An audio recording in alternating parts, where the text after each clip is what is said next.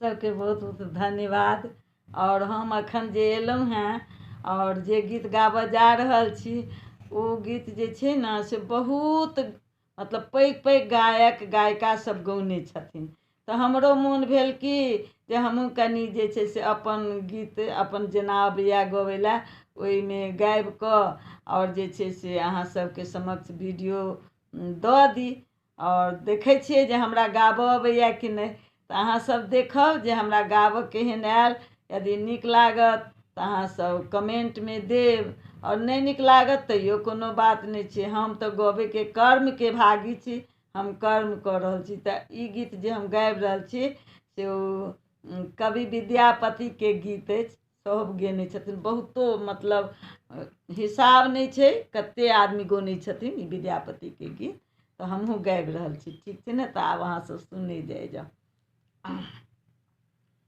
कुंज भवन साओ, कुंज भवन साओ, निकसली रे रोकल गिरधारी।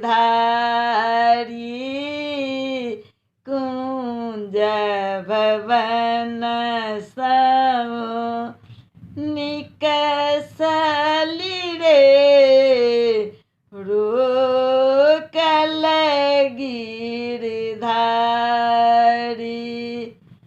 एक ही नगर बसु माधव हे, जनु करु बटमारी।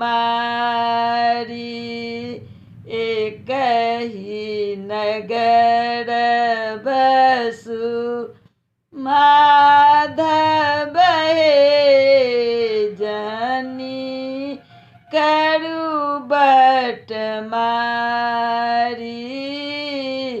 कुंज भवन साओ, कुंज भवन साओ, निकसली रे रोकल गिरधारी।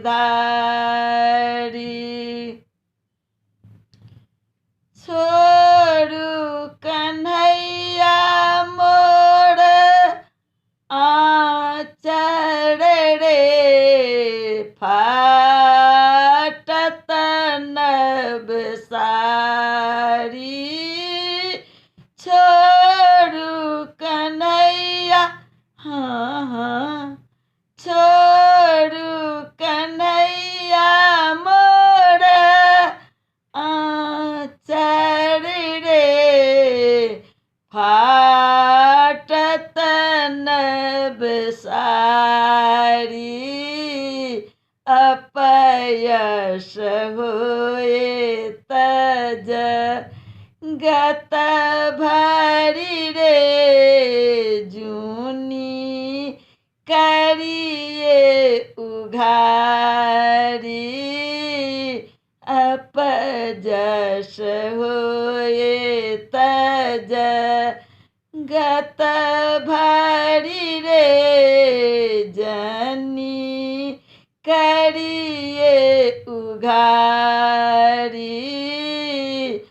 कुंज भवन साओ, कुंज भवन साओ, निकसली रे रोकल गिरधारी।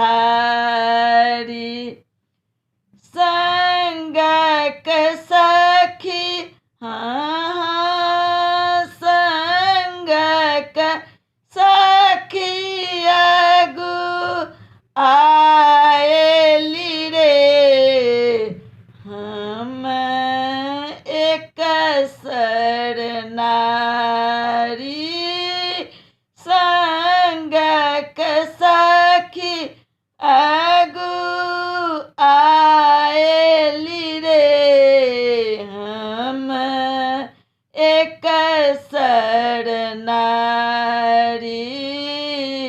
दामिनी आबी तू लाएली रे सुक राती अन्हारी दामिनी आबी तू लाएली रे एक राती अन्हारी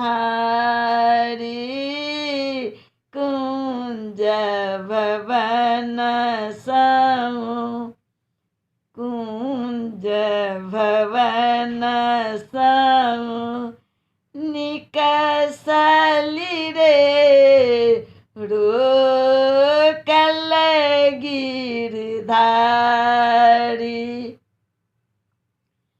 भनहि विद्यापति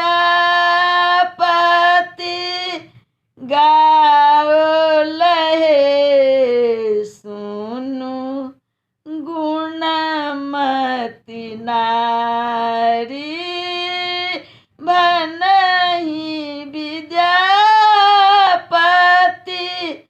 भनहि विद्यापति गाओल हे सुनु गुणमती नारी हरि के संग किछु हरि के संग किछु डर नहीं है तोहे परम गवारी हरि के संग किछु डर नहीं है तोहे परम गवारी कुंज भवन समु कुंज भवन समु निकसली रे रोकल गिरधारी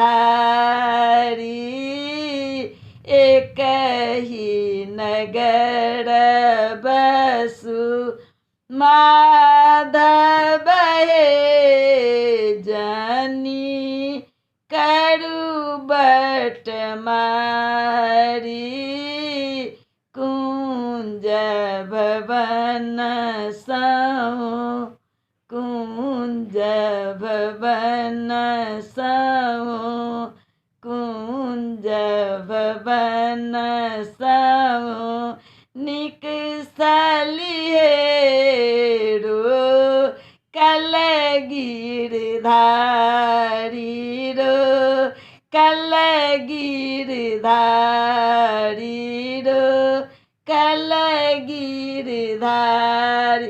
बहुत बहुत धन्यवाद। आब अहाँ सबके जेहन लागल तेहन कमेंट बॉक्स में देव। सबके सहृदय धन्यवाद दै छी।